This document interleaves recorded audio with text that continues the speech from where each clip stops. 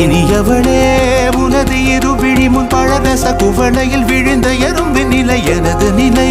விலக விருப்பமில்லையே பூவே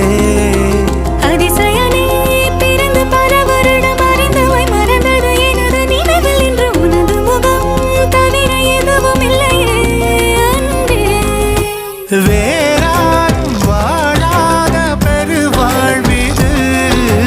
நினைத்தாலே மனமெங்கும் மழை தூவுது